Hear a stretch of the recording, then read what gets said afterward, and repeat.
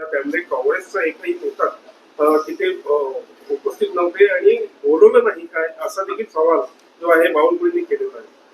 असे काँग्रेसला बोलवलं की नाही याची चिंता बावनकुळेला कधीपासून पडली आणि आमची चिंता बावनकुळे का करायला लागली?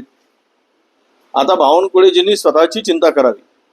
दोन बंधू एकत्र आल्यानंतर चिंता भारी त्यांना आहे. त्यामुळं ही चिंता भारी हलकी करायची असेल तर 2 वेळा पंढरपूरची वारी करा, एक वेळा होणार नाही. त्यामुळे त्याने आमची चिंता करू नये. आम्ही का गेलो नाही, का जाऊ नये ते आमचं आम्ही ठरवू. शिवसेनेचे संजय गायकवाड यांनी एक वादग्रस्त वक्तव्य केलेलं आहे, त्यावर तुम्ही ट्विट सुद्धा केलेलं आहे आणि सोबतच त्यांनी ठाकरे ब्रँड नाही असंही एक वक्तव्य केलेलं आहे. त्या गायकवाडचा जन्मच ठाकरे ब्रँड मधून झालाय. याला काही काही लोकांना कोण विचारत पण नव्हतं. आहे बाळासाहेबांची कृपा होती. विजय वडेट्टीवार सारखा माणूस आज काँग्रेसचा नेता झालाय, पण सुरुवात जी केली ती बाळासाहेब ठाकरेमुळे झाली.